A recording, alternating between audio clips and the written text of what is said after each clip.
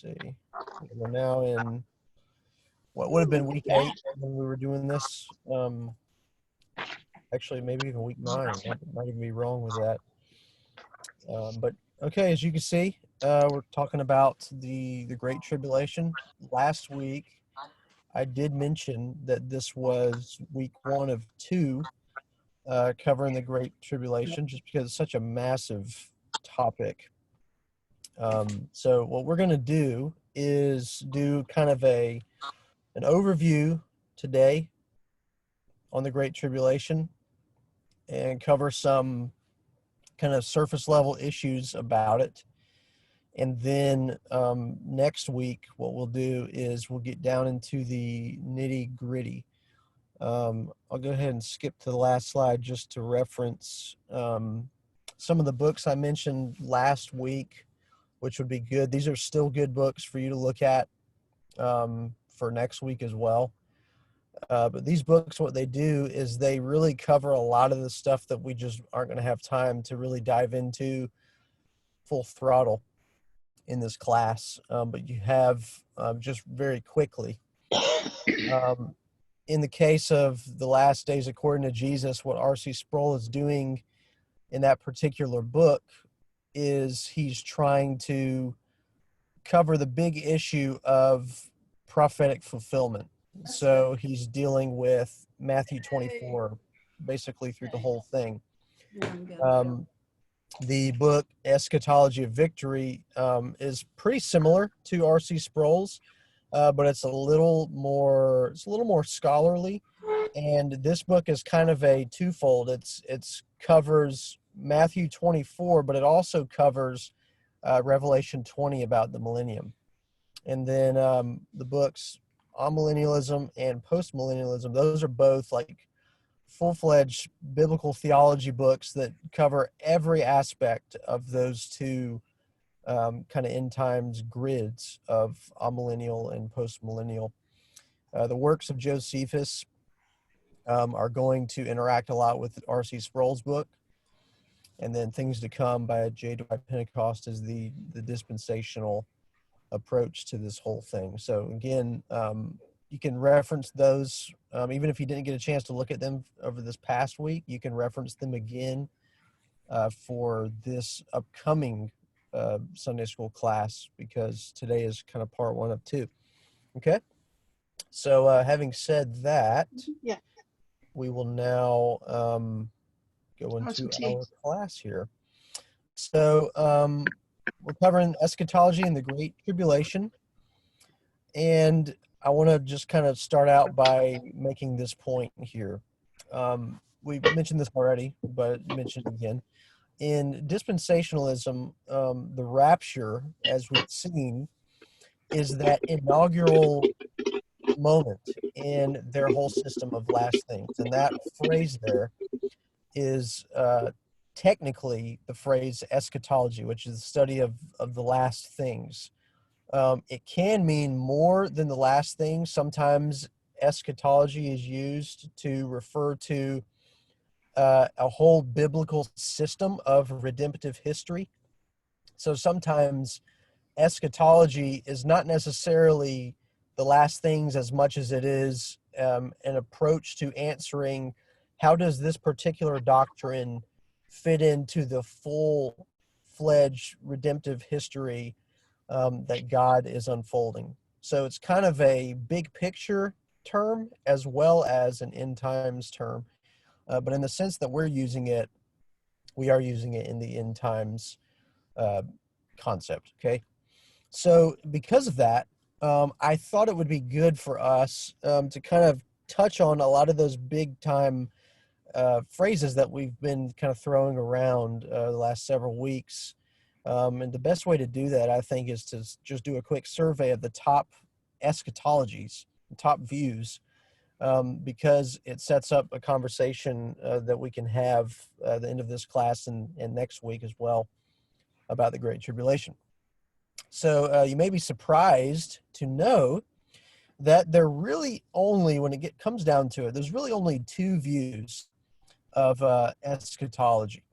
There's a lot of subcategories to these, But the two main ones, really the broad ones that everything kind of falls underneath, is this: premillennialism and postmillennialism. And so at this point, things are very simple. You notice the root there, pre and post, and then the main term, millennial, so millennialism. And here's the best way for us to kind of break these two down.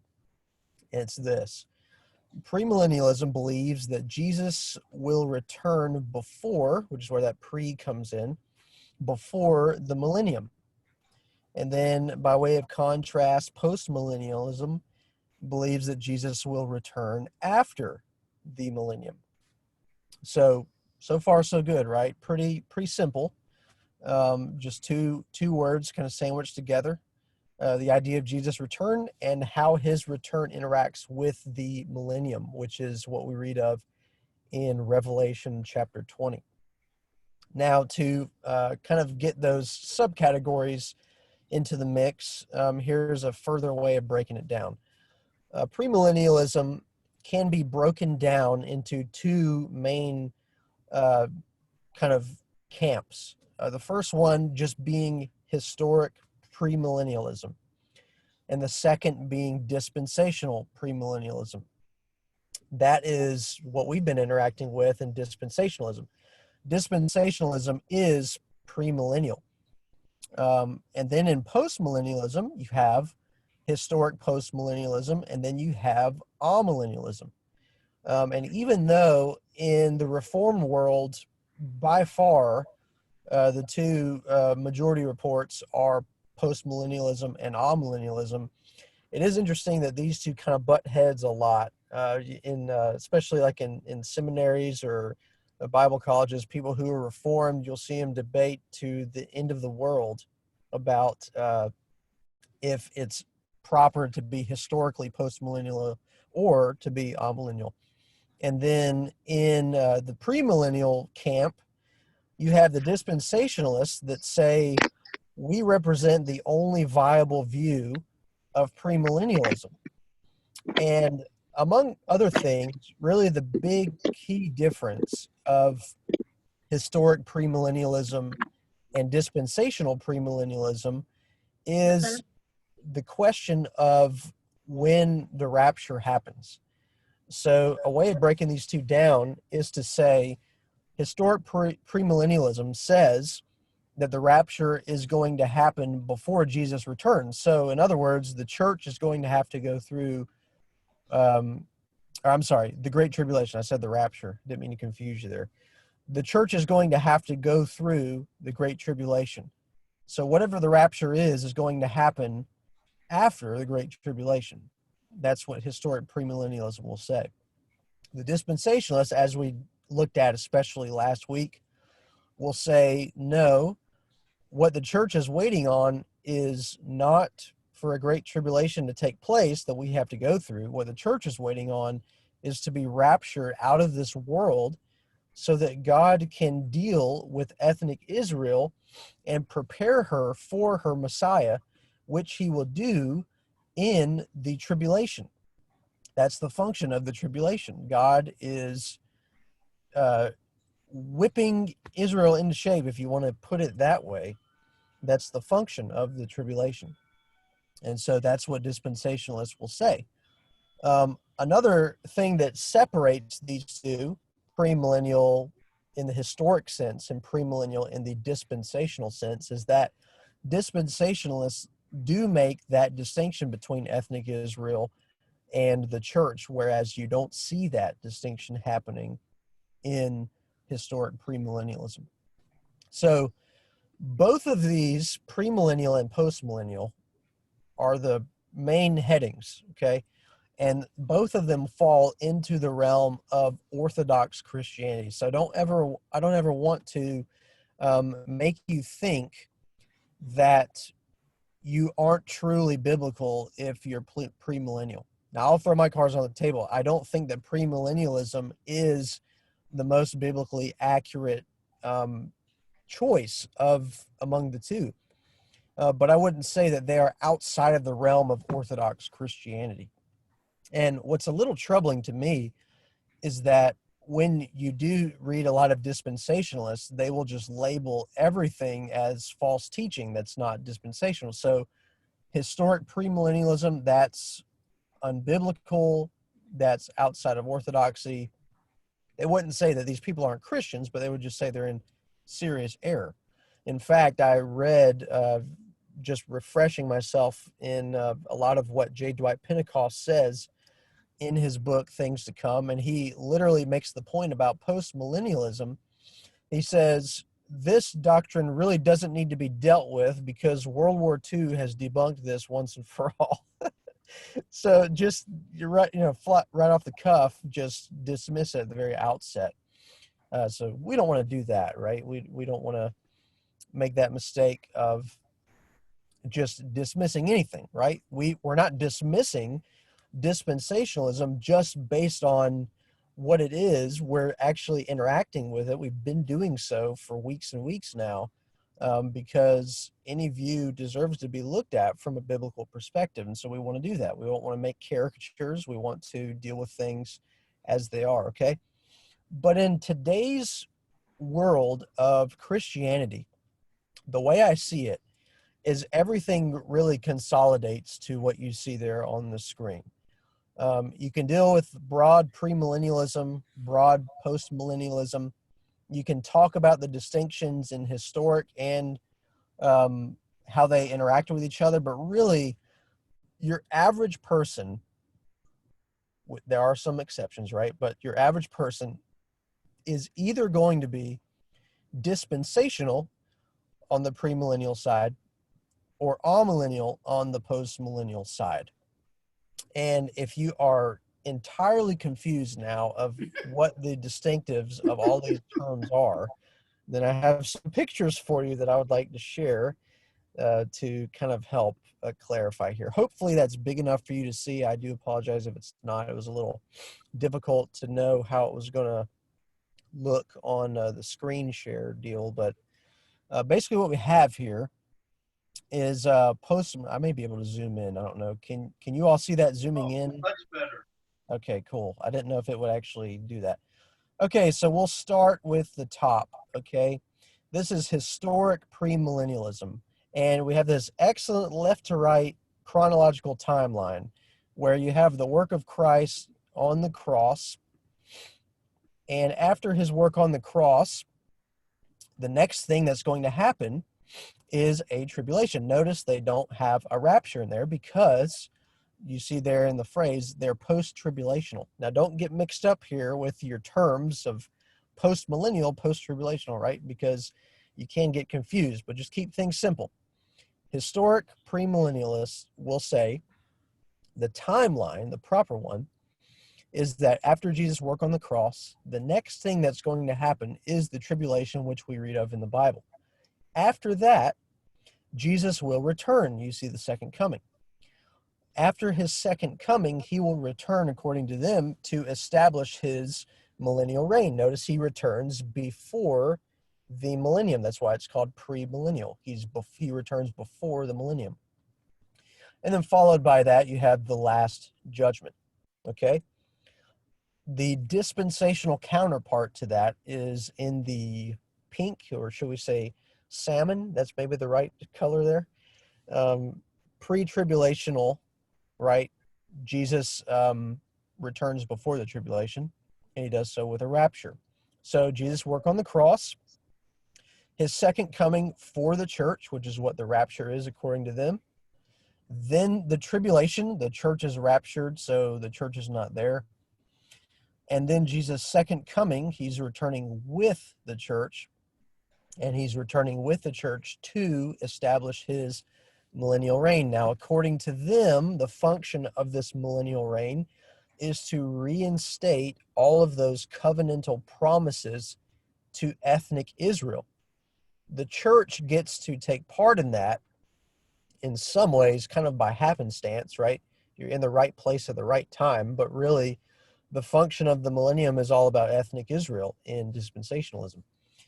And following the millennium, you have the last judgment. Okay, those are the two varieties of premillennialism. don't get overly concerned with the millennium. The millennium really, in this case, is just used as a reference point for the term. If we were going to boil down these views, how would we do that? Well, what they're doing is they're making a reference point with the millennium and using that to explain when Jesus is returning, pre-millennium, premillennialism, okay? In the other side, you in the yellow here, you have historic post-millennialism. So you have Jesus work on the cross, and then notice you don't see a rapture, you don't see a tribulation. What you do see is a concentrated moment just before Jesus' return of, let's say, for the sake of using a lot of the same language that you do read in historic postmillennialists, you see kind of a golden age.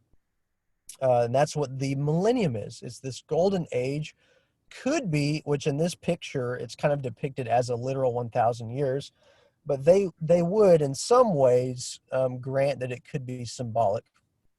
But most of your classical postmillennialists would say the millennium is literally 1,000 years.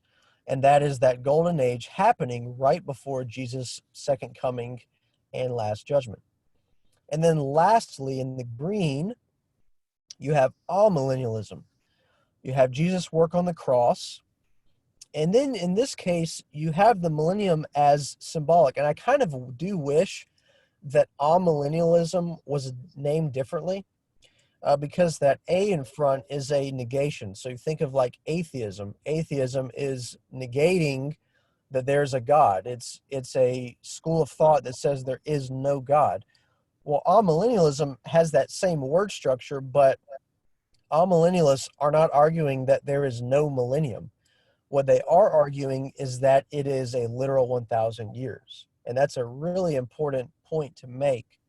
Because I read things all the time of people who aren't amillennialists, and they just shred them to pieces and put a lot of words in their mouth that they don't say.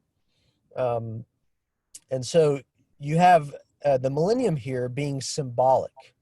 And basically what's being described is that what we read of in Revelation 20 as the millennium is symbolic figurative language to describe the time period between Jesus' ascension into heaven, or in some cases, Jesus' first coming. Sometimes they'll include his work on earth and his work of the cross, sometimes not. So, but just generally speaking, the time between Jesus' first and second comings, right? That's probably the easiest way to describe what's being said here. And that's the millennium, right? And notice you really do, in a lot of ways, move from the complicated and technical down to the bare simplistic concept. And in both cases here, it really is important to stress that amillennialism and postmillennialism don't reject that there is such a thing as the Great Tribulation, or they don't reject the fact that there is such a thing even as a rapture. But what they are rejecting is that those things are distinct time periods or distinct moments of redemptive history that are isolated from the big picture. And that's really a good takeaway to have. To move on, kind of highlight dispensationalism a little bit more, I tried to grab another graphic for you here. Starting at the beginning, you have God's work of creation, and I did take this just from somebody on the internet, literally just copied and pasted the picture. So I'm not going to say that every dispensationalist would use these same time markers that you see, 4000 BC and all that. But these dispensations you can see, and they're helpful. We covered them way back in our overview of dispensationalism, but this is the way to really see how the separate dispensations work in dispensationalism, okay? So you have innocence, conscience, human government. Notice where they intersect with Abraham and Moses. Then you have promise, law, and grace. Grace, according to dispensationalism, is the church age. And that is brought to a halt with the rapture. You see there, the rapture is that intersection between the church age and the tribulation. And then Jesus returns for the 1,000 years, and then you have the final judgment, so on and so forth. This is actually a graciously simple depiction of dispensationalism, because you could find something like this online, and if you can't make heads or tails of it, then don't worry. But seriously, these charts here are a dime a dozen. I mean, you can find these incredibly technical charts of dispensationalism, and that's just how it is. Honestly, that's just, whether it's a caricature or not, it's just one of the hallmarks of dispensationalism, is this heightened focus on the end times, and they do so with all of these. And one of the reasons that you see this happening in dispensationalism, like, how is it that we can be so so particular, so descriptive about all these like time frame elements? Well, the reason is because dispensationalism makes the case, and this is way back in Article 5, we looked at this a while back, but dispensationalism says that the dispensations are distinct, chronologically successive, and not to be intermingled or confused. That's why everything in dispensationalism has a nice, neat, orderly function, right? Don't confuse the Great Tribulation with the rapture. Don't confuse Jesus' return for the church as his second coming for judgment. Don't confuse those things with the millennium. Don't confuse Gentiles with ethnic Israel, right? Because there's no intermingling or confusion between these. These are distinct, to use their exact language. And that's why they have problems with the Reformed community in postmillennialism and amillennialism, because those are both approaches to the Bible that seek to make great use of the symbolic language that we find in the Bible. And sometimes it sounds like we are just giving into these readings of scripture that are not accurate. Sometimes it sounds like we're just being too symbolic, and we're just trying to make the Bible say something by representing this particular symbol or whatever. And sometimes that's a fair critique of the Reformed community, and sometimes it's not. And so here is the main question that we want to ask for today. How does dispensationalism identify the Great Tribulation? What is that dispensation of time known as the Great Tribulation in dispensationalism? Fair question. And so here's a good definition of that. Now, this is a couple slides long, but I'm just going to read and make note of these texts that they refer to. Dallas Theological Seminary Statement of Faith, once again, we're using that in article number 19. They say this, for that dispensation referred to as the Great Tribulation, they say this: we believe that the translation or rapture of the church will be followed by the fulfillment of Israel's 70th week. Now, they get that from Daniel 9, and they also cite Revelation 6 through 19, during which the church, the body of Christ, will be in heaven. The whole period of Israel's 70th week will be a time of judgment on the whole earth, at the end of which the times of the Gentiles will be brought to a close. The latter half of this period will be the time of Jacob's trouble, which our Lord called the Great Tribulation. And then there you notice they cite Jeremiah 30 and then Matthew 24. We believe that universal righteousness will not be realized previous to the second coming of Christ, but that the world is day by day ripening for judgment. and that the age will end with a fearful apostasy.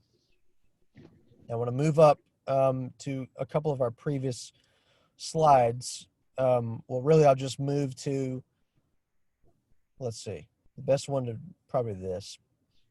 Now, they notice in that language that was used, they said that we don't believe that universal righteousness will be a reality prior to Jesus' second coming, but instead, the world is going to be ripening further and further unto judgment.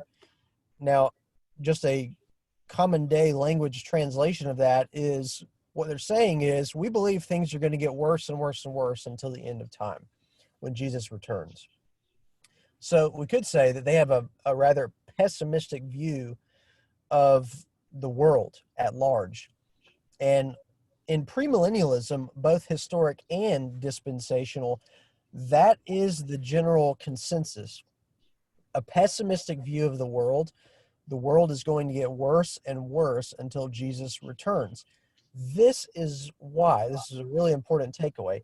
This is why people in those camps will always look to ask the question, are we at the end of the world, when you have world events happening, right? I mean, how many people thought the world was ending when World War II occurred? We want to be a little more contemporary.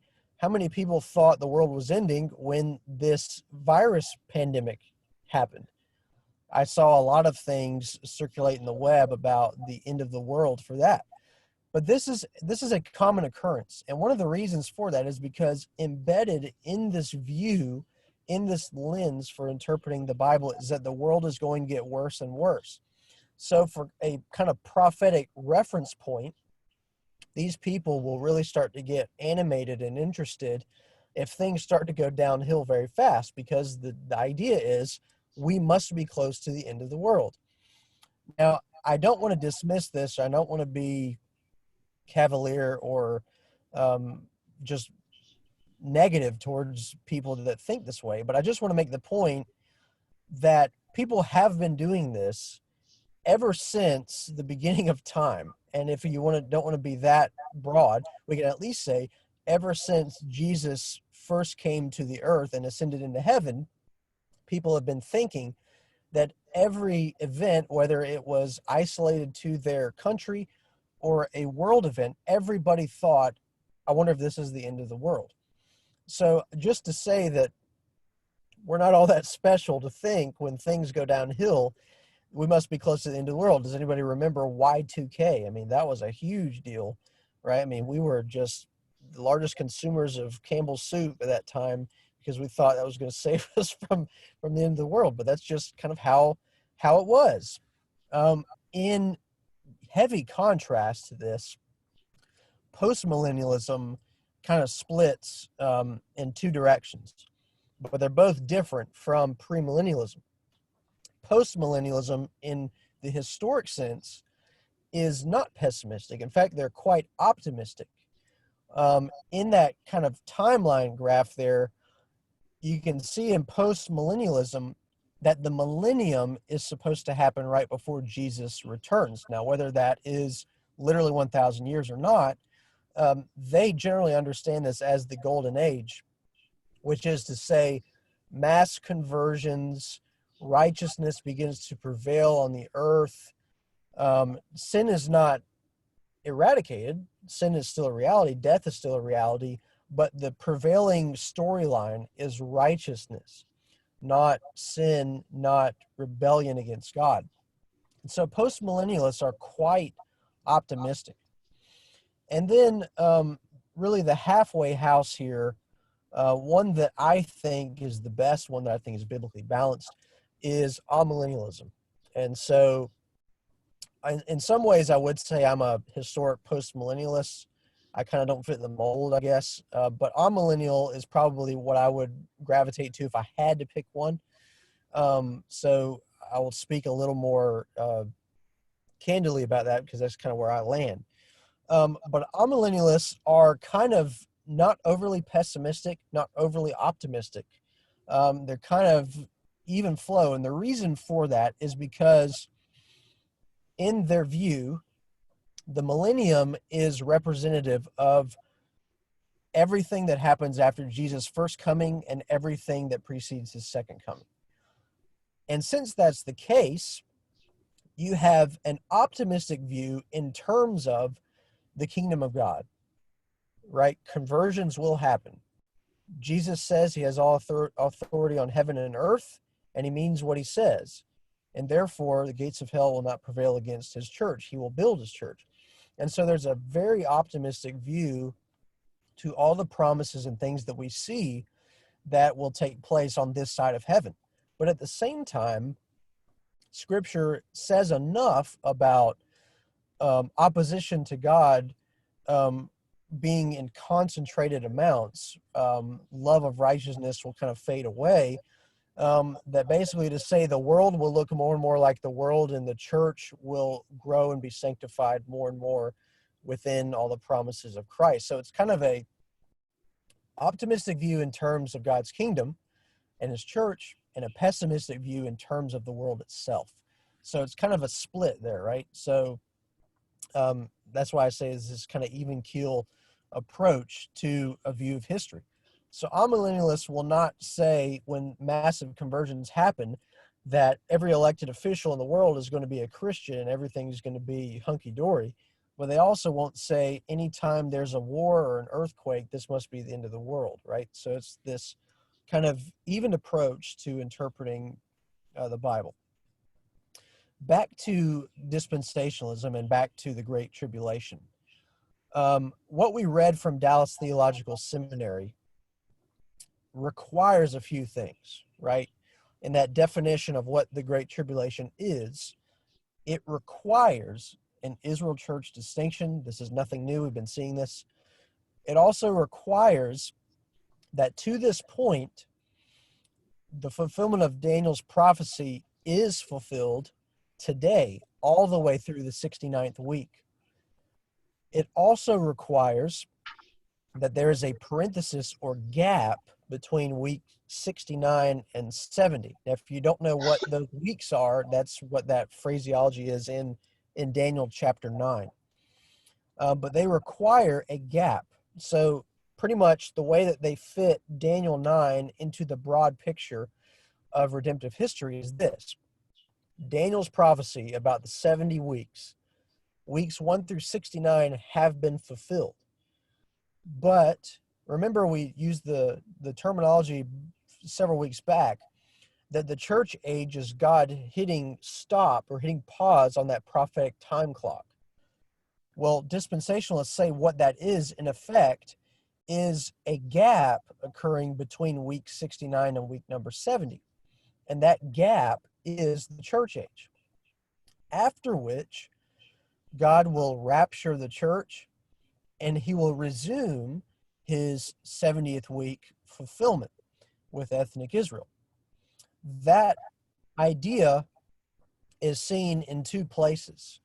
You see it as it relates to the Great Tribulation anyways. You see it in Daniel 9:27, the very last part of that verse. On the wing of abominations shall come one who makes desolate until the decreed end is poured out on the desolator.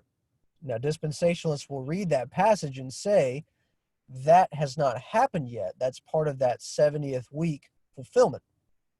And you'll remember they also cited Matthew 24, which was Jesus' teaching. And notice the connection here between the two in Daniel and in Matthew. Jesus says this in Matthew 24. So when you see the abomination of desolation spoken of by the prophet Daniel, just reference point is what we just saw, Daniel 9:27, abominations by one who makes desolate. Jesus says, when you see that spoken of by the prophet Daniel, standing in the holy place, let the reader understand, then let those who are in Judea flee to the mountains. Okay? So I'll go back, just to see the big picture. I'll go back to what you see in dispensationalism. They say Israel's 70th week, now notice they cite Daniel 9:27, is part of the Great Tribulation. And then they move on to say that this is going to be a time of judgment on the whole earth. And at the end of that, the time of the Gentiles will be brought to a close.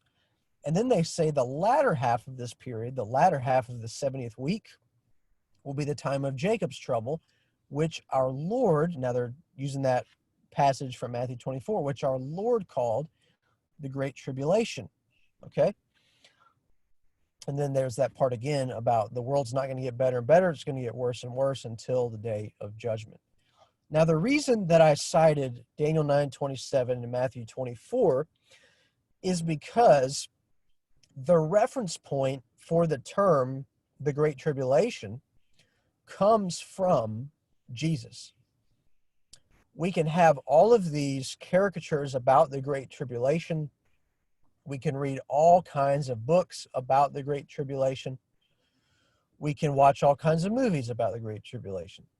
But the point is this: where does the Great Tribulation occur in the Bible?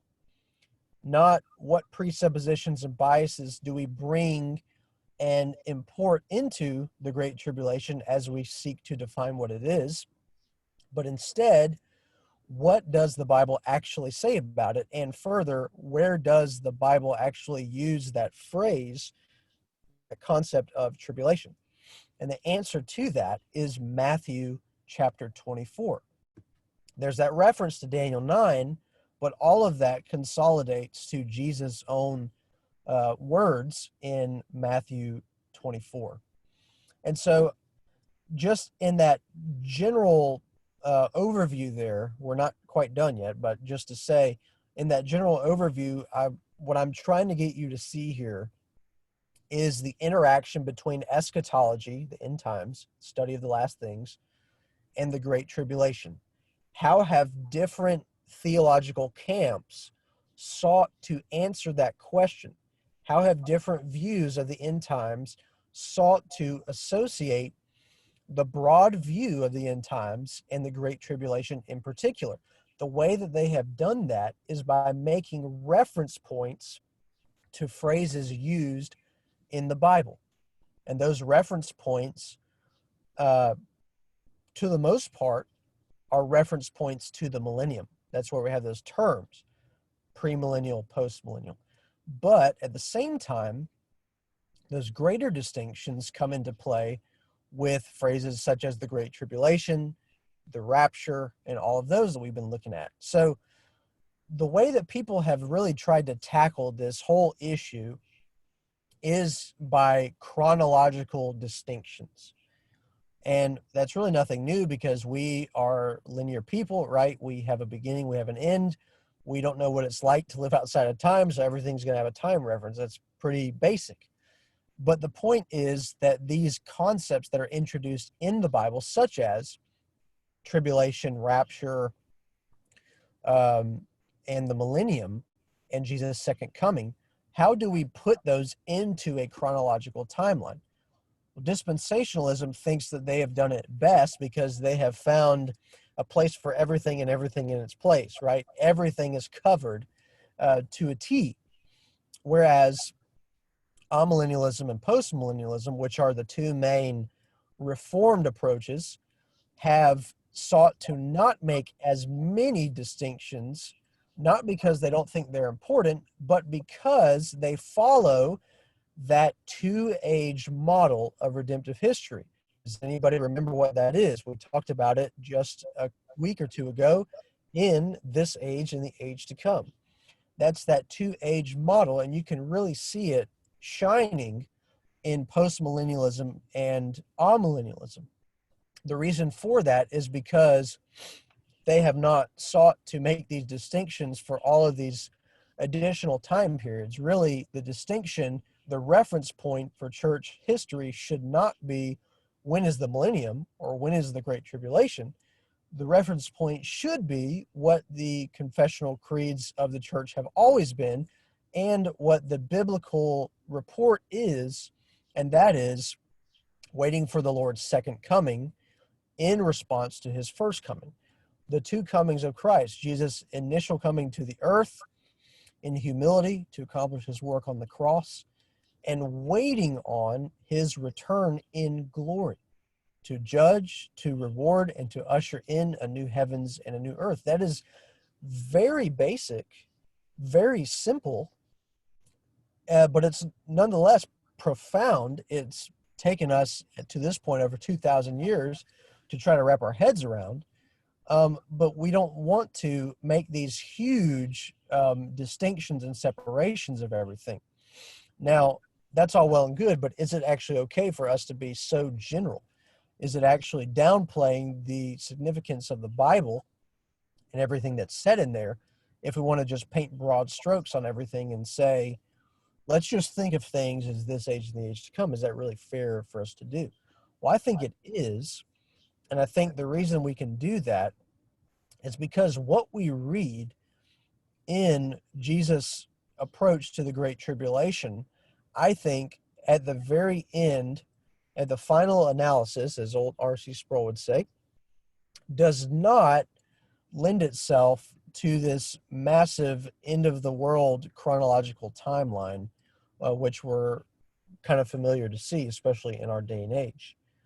And again, I can make that claim all I want, but the bottom line is, does that actually happen in the text? Does it actually happen in Matthew 24? So if you have a Bible, in our kind of final moments, I do want to invite you to turn to Matthew 24 because I want to call your attention to a good framework for us to approach this book. Matthew 24, what Jesus is doing is he's making an address to a very particular question that is asked of him about the temple in Jerusalem. And that question, which you can see in Matthew 24, is right after Jesus comes into Jerusalem after his triumphal entry, after he cleanses the temple because of their ungodliness. And the question is kind of posed in this way. I'll pick it up in verse number 1 of Matthew 24. It says that Jesus left the temple and was going away when his disciples came to point out to him the buildings of the temple. But he answered them, "You see all these, do you not? Truly, I say to you, there will not be left here one stone upon another that will not be thrown down." In verse 3, as he sat on the Mount of Olives, the disciples came to him privately, saying, "Tell us, when will these things be, and what will be the sign of your coming and of the end of the age?" Okay? That's the framework for this whole discussion about the Great Tribulation. It's a question asked of Jesus as he's leaving the temple, and it's a question about the temple itself, right? It's kind of a two-part question there. Tell us, when will these things be, those things that you just talked about, that is, when not one stone will be left upon another? When is that going to happen? That's the first part of the question. Tell us when these things will be, and what will be the sign of your coming. And then a third part here, kind of a subcategory of that second part, and of the end of the age. Now, I will say this. If you have a King James Bible, you're going to see that translation say the end of the world. Now, in some cases, I think it's certainly fair to translate it in that way. But what you do see happen, the idea of ages, which we've already looked at, this age and the age to come, right? It doesn't always mean the end of the world in this cataclysmic sense. But I think a lot of people over the years, as they have read that phrase to say, what will be the sign of your coming and of the end of the world, just if you read that in just that face value in the English language, you'll think the end of the world means the end of the world. Therefore, this must be talking about the end of the world. It's very simple logic there. But the point is, It's not always best to interpret it in that way, but that's part of that Old English issue with almost everywhere you see the idea of age, it's the idea of world translated in King James Version. Not always, but sometimes at least. And so I want to set things up for that. Now, next week, we will literally be doing a survey of Matthew 24. We will literally go from verse 1 to the end of that chapter to see what is the Great Tribulation. But what I wanted to do today, again, is set a context for you by showing you how different schools of theology have tried to reference the Great Tribulation into the broader picture of the end times or of the last days. Different people have done it differently. Dispensationalism definitely does it with everything in Matthew 24 referring to future.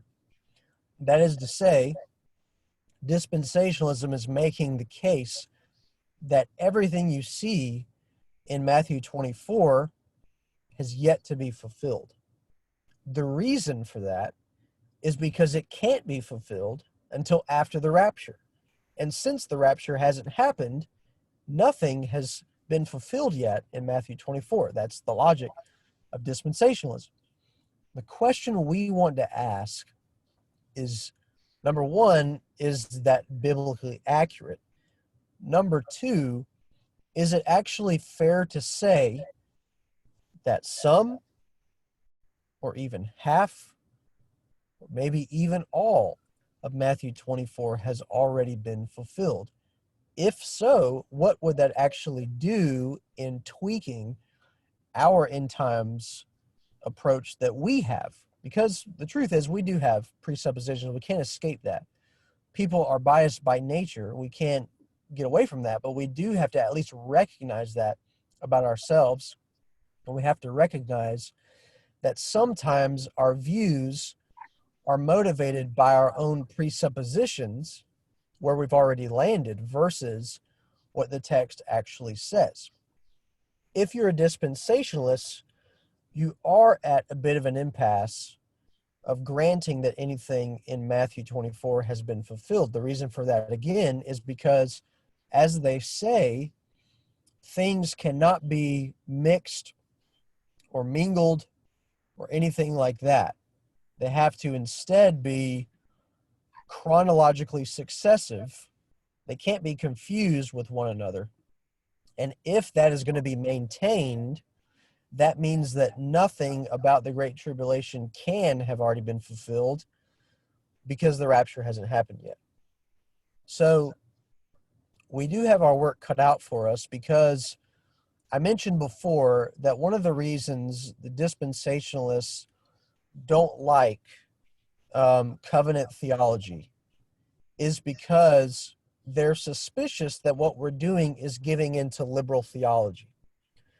They're suspicious that what we're doing is we're granting allegory, we're granting symbolism, we're granting all of these kind of things, and therefore we're on a slippery slope towards liberalism, where we start to say things like, we don't have to believe Jesus literally rose from the dead. We can just treat it with a bit of symbolism or a bit of allegory. And of course, none of us are saying that, but that's the suspicious attitude of a lot of classical dispensationalists, especially, that what we're doing is we're caving to liberal theology. We're caving and we're running away from the main tenets of Orthodox Christianity. And of course, we're not doing that. But what we are doing is saying, can we say in biblical fidelity that everything in Matthew 24 has yet to be fulfilled? Can we actually say that the Great Tribulation, not as we think it is, but as it's defined in the Bible, can we say that that has yet to happen? Or should we say that some, half, most, or even all of it has already happened? And if that's true, we have to get there not by picking a team or picking a side, but we have to get there by following the text, right? At the end of the day, we're trying to be biblical. We use all these fancy terms: Reformed covenant theology, postmillennials, we all these terms as reference points, as shorthands, but what we're doing is we're really trying to get to what's the biblical solution. And if that means I'm reformed, so be it. If that means I'm an amillennialist, so be it. So far as I am biblical, that's really what we were trying to do. And if we're trying to be biblical, that means that we do need to treat our brothers and sisters who are dispensationalists not as the haves and the have-nots, but as brothers and sisters in Christ. We need to be sympathetic. We need to actually take time to listen to somebody's view. It could be, as is the case with many of us, that somebody's a dispensationalist just because that's what they've always known. That's the only thing they've ever known. And that's very likely because dispensationalism has kind of had the premium on the airwaves and the televisions for decades now. And so that's going to be what most people hear. And therefore, it's going to be what most people think is the case. Whereas, by way of contrast, people do not want to have this attitude about them that I'm reformed, I'm believe in covenant theology, I'm amillennial, I don't have time for your rigid literalism and dispensationalism, I don't have time for your view of a rapture, and kind of have this arrogant attitude, right? Because both of those are wrong. And both of those are still presuppositions. We think we believe in what we believe in just because that's how we've been brought up and taught. And so we don't want to do that. What we want to do is answer the question, what is the biblical description of the Great Tribulation? And once we come to a conclusion of that, we say, okay, where does that put us in these categories? Does that prove that dispensationalism is wrong on this? Or does it prove that covenant theology is wrong on this? And again, that's the approach we're trying to make. And so that's really the end of today as far as our content. What I want to do to set the stage for next week is to refer you to some good reading that you can be doing for next week. Now, what's significant about this is that all of these are the same passage. Matthew 24, Mark 13, Luke 21. All three of those are the same passage in Scripture. You have, in this case, what you have similar to an instance such as Jesus feeding of the 5,000. You have the same event described by different authors, and anytime this happens, we're at a great advantage because while they never contradict each other, because Scripture is inerrant and infallible, they emphasize different aspects that are incredibly helpful to us, and aspects that, frankly, we would be lacking if we didn't have all of them. And so what I want you to do, while we're going to focus on Matthew 24 next week, I really want you to read Matthew 24, Mark 13, and Luke 21. And what I want you to do as you read is either on your phone or take a notepad or something, jot down the distinctive elements. What do you see only in Matthew? What do you see only in Mark? What do you see only in Luke? And what we're doing is we're piecing together a full picture of this whole passage in Scripture. And so we have a better informed understanding of what this passage really is about at the end of the day. If you don't want to do that, I do have another recommendation. If you find yourself with some free time, go on to Amazon or somewhere like that, or you could probably honestly find something online in a digital version, but purchase a set of the Synoptic Gospels. Get yourself a Synoptic Gospel set, and what this is, normally it's just one volume, but what it is Matthew, Mark, and Luke in 3 columns side by side. And if you don't want to do the work of jotting stuff down, you can literally just open up to this passage and you can see by what's included on all 3 lines and what's included just in Mark or just in Luke, you can see what's unique to those books of the Bible. And again, what we're doing is we're getting a good full orb picture of this whole passage. So that's my recommendation to you to get you ready for next week. And this is where we're at now. We're at the tail end now. We're going to finish up the Great Tribulation next week, really get into the meat and the content of it. And then we'll take the same approach to the millennium that we'll be doing today and next week with the Great Tribulation. Then we'll end with a conclusion. Okay? So there's your recommended reading. If you want to see that book list, here's your further reading. And I will now open things up for any questions that you might have or comments before we close.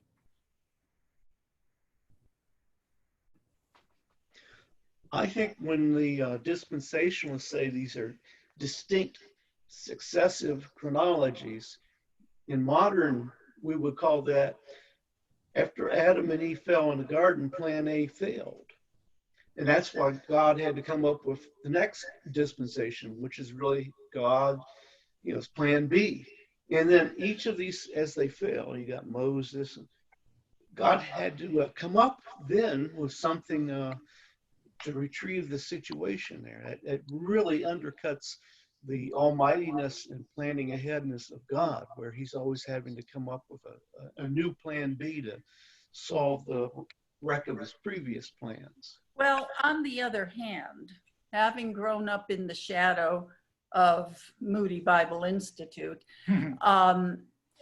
they couch it in, of course, God is sovereign and knew what he was talking about all the time and knew what he was doing. It's that this is a way of demonstrating that no matter what is offered to man, no matter under what kind of framework he reveals himself, man still drops the ball. Yeah, so you're in the shadow of Moody Bible Institute. I'm in the bosom of Moody Bible Institute. And I can say this, that the approach to the distinctives of dispensationalism are really not promoted on the front end as much as you would think, and certainly not as much as they used to be back in the day of old Moody, if we can even use that term.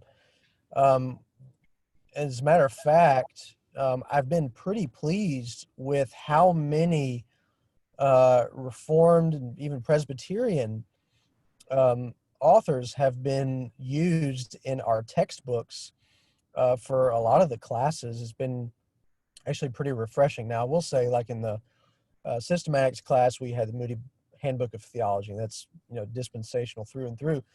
But what I found was interesting is that you have the common caricature of covenant theology in that textbook that says covenant theology believes that the church replaces Israel, and that's about as far as they go with an honest treatment, which of course is dishonest, right? But that's about as far as they go with an honest treatment of covenant theology.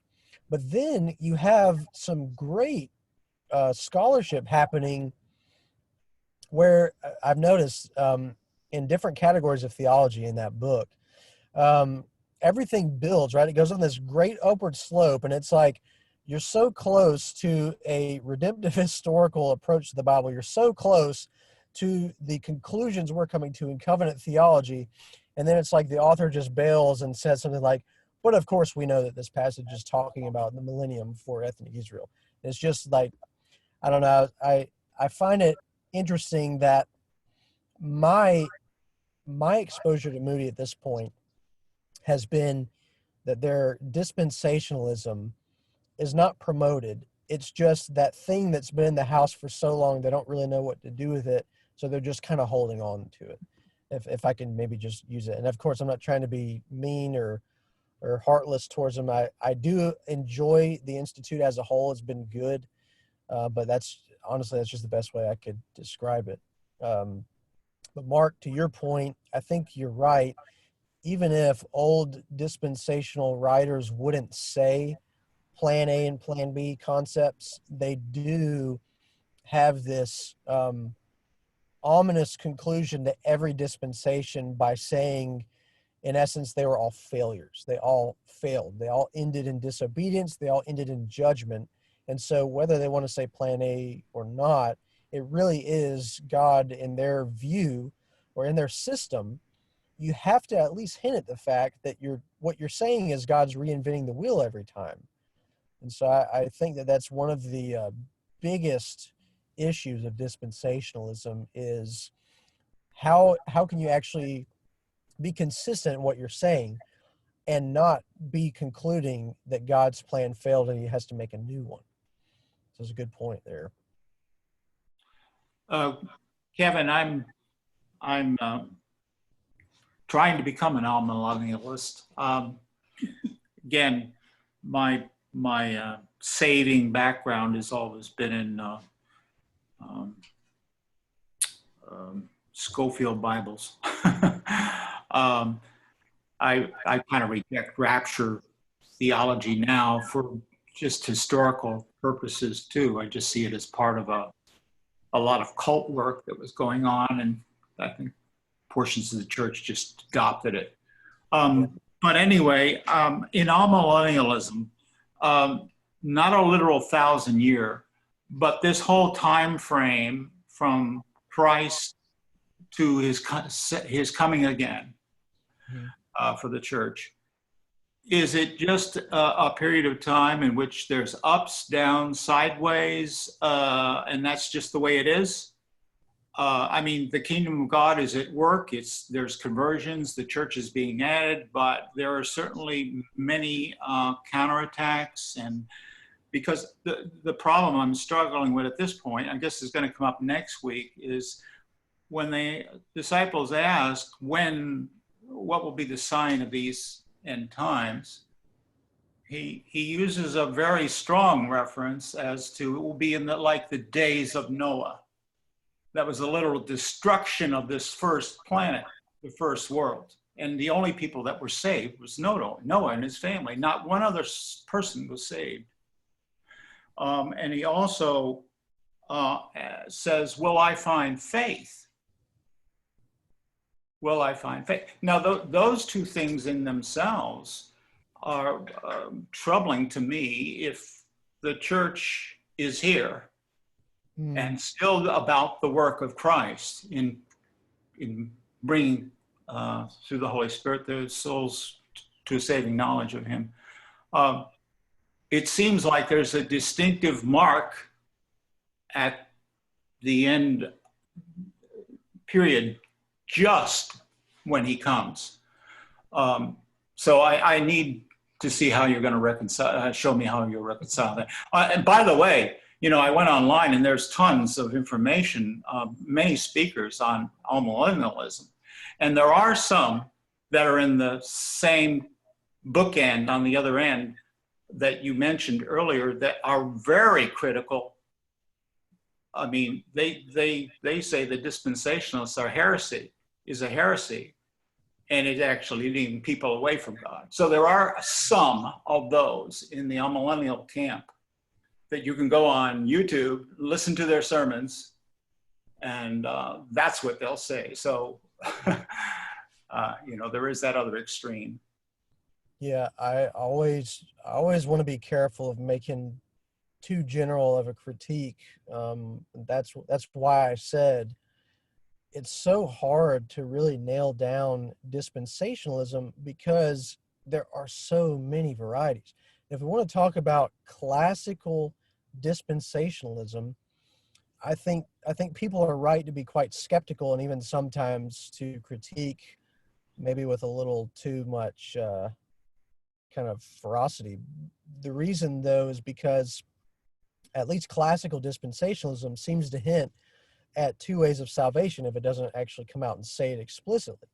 That Israel is saved in the Old Testament by law keeping, by obedience. Church is saved by faith. And ethnic Israel during the millennium is going to be saved somewhere in between, right? There's going to be this sacrificial system that happens. The temple is going to be reconstructed. And there's going to be this kind of dichotomy. They have faith, but they're also making animal sacrifices. How far does that go into an atonement and, those kind of things? Like those are big issues. So I think what's good is that most dispensationalists are inconsistent in their conclusions. And what I mean by that is they move and distance themselves from those extreme conclusions of two ways of salvation or a new function of animal sacrifices and those kind of things that would be, quite explicitly contradictory to the New Testament as a whole and what Jesus' saving work is as far as finished work. But you're right that unfortunately, we just want to say, in terms of people who are amillennialists, sometimes we'll just say that, all dispensationalists are outside of orthodoxy, right? The way they need to be saved is to have a new end times introduced to them. And then you have John MacArthur, who is he has an adapted view of dispensationalism, and he doesn't meet a lot of those classical extremes that are part of that system. But he has said repeatedly, anybody who's going to be a self-respected Calvinist has to be a premillennialist, or else they're not a true Calvinist. So, I mean, you do have some dart throwing happening from both sides, and so I certainly want to go away from that. But that's a great question of how do we reconcile that, because that really does come to the heart of the matter, because Jesus' language is quite extreme, as you do point out, in Matthew 24 and elsewhere in the Gospels. With such extreme language used, how can it be anything other than the end of the world? At least with those particular passages that seem to refer to stuff like that. So that's a great question. I'm not going to not answer you. Yeah. I don't want to say tune in next week to find out my thoughts. I'll say this, actually. My view is that what you see in Matthew 24, almost all of it has already been fulfilled. However, what you have happening in Matthew 24, descriptive of ethnic Israel with the destruction of the temple in 70 AD, is also a microcosm of what is going to happen at the end of the world. So ethnic Israel's judgment in 70 AD is a test case and even a parable in some ways as the final judgment and as the situation of the world in the last days. And so this is really another way of saying the way that Jesus utilizes the historical account of Sodom and Gomorrah to point towards the final judgment, right? That's what he does. He highlights the fact that it's historically accurate, that it has been fulfilled, but that it also serves as a parable, as a lesson, as a vantage point to the last day. I think that's exactly what you see happening in Matthew 24. So I take an adapted view that says it has already been fulfilled, but the future significance or the future secondary fulfillment isn't totally fulfilled. And I'll kind of show you where I think those two meet when we go through the text. But I just want to throw my view out there so you don't have to wait until next week. So it's not a secret there. Anybody have anything else before we close? Does that make you a preterist or a partial preterist? Yes. And Yes. we'll find out that we are all partial preterists in some sense. But yes, you're right. So you're saying the answer is yes and no. Yeah. Or you could just say my answer is it depends. No. Well, I have a burning question, though. It shouldn't be too hard to answer. Kevin, have you gotten thrown out of the house? No. We're just visiting some family today, and we were worried about making it back home in time. So I just came out here to do it from the car where it's quiet. Sure. The Okay. lighting is good. It looks like the lighting's pretty good. Yeah, if that's the story, I can go with that. Sure. If I'm wearing the same clothes next Sunday, there's a problem. All right. I would like to point out that there's a very common line of argumentation that says, here's something we're trying to explain, and there's only two possibilities. And if I knock down one, then the other one has to be right. And you need to think there's actually more than two interpretations of all these Bible passages. Yeah, good point. That's why I have a few different books here that I'm recommending. What I appreciate especially about Keith Matheson in postmillennialism and Kim Riddlebarger in amillennialism is that they both are obviously arguing for their view. But what they do is they don't say it absolutely has to be this. Instead, they both say, we think it's this, we feel pretty confident it's this, but at the end of the day, it's not a hill to die on. And instead, we're setting it up as, how does this view answer the most questions and get by the most severe complications of passages? And why is this view probably not the case? Because it struggles with all of these passages of coming up with a biblical solution. So it definitely, like you say, we don't want to say, since dispensationalism is not right, therefore my view is right by default, right? So we don't want to do that. Okay. All right. We can close now. Josh, do you want to say anything? Do you want to close us in prayer or anything to that degree? I can close this in prayer. Yeah. Okay.